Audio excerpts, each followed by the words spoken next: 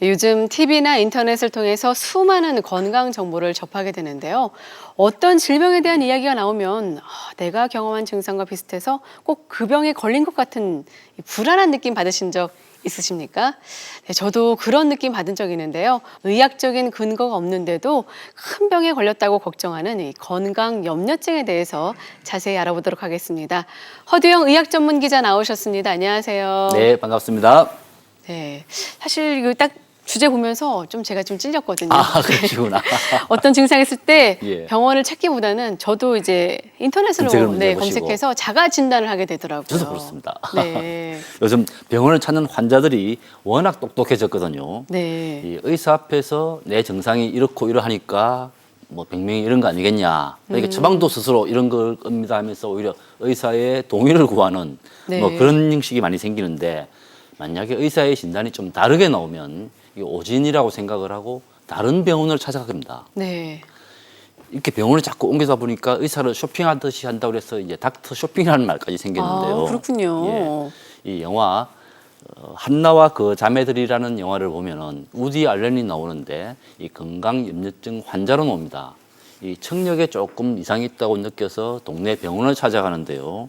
의사가 문제 없다 그러니까 계속 문제 있다고 우기다가 네네. 그러면 큰 병원 가봐 그러니까 이제 걱정을 엄청 하는 거죠. 내가 큰 병원에 가야 고칠 수 있는 병인가 보다. 아, 그게 이제 걱정이 오히려 이 병을 만드는 그런 영화가 되겠습니다.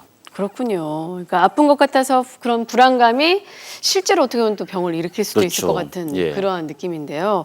이렇게 영화 속 주인공처럼 건강 염려증이 걸리면 정말 사소한 증상도 큰 병에 걸린 것이 아닌가 예. 이런 의심들을 많이 하시게 그렇죠. 되겠네요. 요새 이 건강에 워낙 관심이 많다 보니까 몸에 좀 사소한 증상이 나타나도 내가 큰 병이 아닌가 호들갑을 떨게 되는 경우가 많습니다.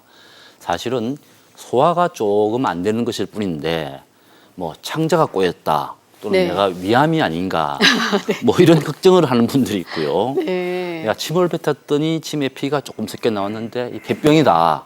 아, 네. 또는 뭐 변에 피가 조금 섞여 나오면 내가 대장암 아닌가 혼자서 이렇게 걱정을 하는 분들이 좀 많습니다. 네네네. 또 본인은 어려서부터 몸이 약했기 때문에 내가 영양주사를 계속 맞아야 되고 온갖 영양제와 뭐 건강보조식품 이런 것들을 달고 사는 분들이 꽤 많습니다.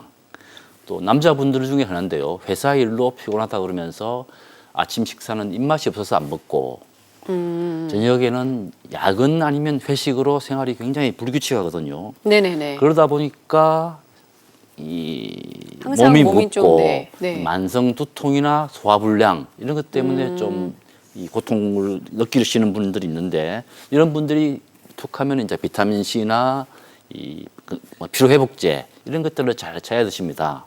제가 보기에는 밥을 약처럼 먹어야 되는데 오히려 약을 밥처럼 드시는 이런 게 오히려 더 이제 걱정이 만드는 문제점인데요. 네. 차라리 식사를 제때 챙기고 운동을 규칙적으로 하는 게 더 좋다고 합니다.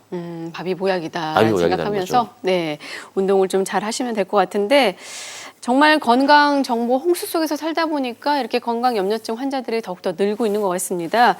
어느 정도 되죠? 그럼요? 네, 이 병원을 찾는 환자 중에서 20명 중에 한 분 정도는 이 건강에 문제가 없는 걸로 나타나는데요. 네. 물론 이런 분들은 다 건강염려증 환자라고 보기는 어렵지만 상당히 좀 많은 걸로 보입니다. 실제로 건강염려증으로 병원을 찾는 환자는 연간 한 4,000명 정도로 보이는데요. 통계를 보면은 7, 8월 여름에 좀 건강염려증 환자가 많이 방문합니다.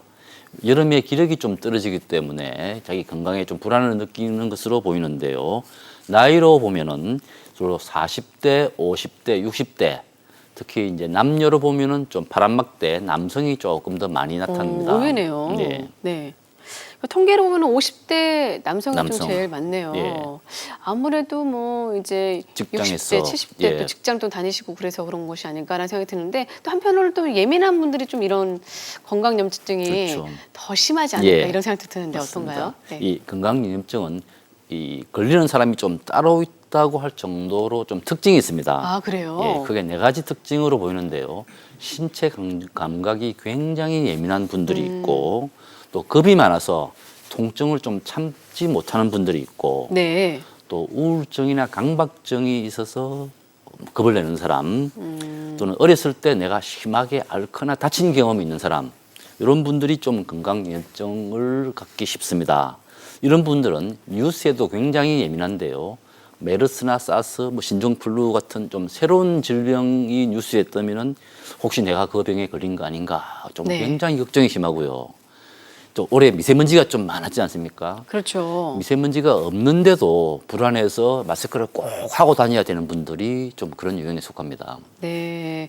그러니까 건강에 지나치게 예민해서 문제이기도 하지만 네. 사실 또 몸이 계속 보내는 신호를 그렇죠. 무시할 수는 또 없잖아요. 예, 몸이 보내는 신호는 어차피 본인이 알 수밖에 없잖아요, 그죠? 그렇죠. 근데 이 본인은 내 건강은 내가 알기 때문에 무시하는 분들이 제법 많습니다. 이거를 건강염려증과 대비해서 이제 건강과신증이라 부를 수 있는데요. 이 정식 병명은 아닙니다.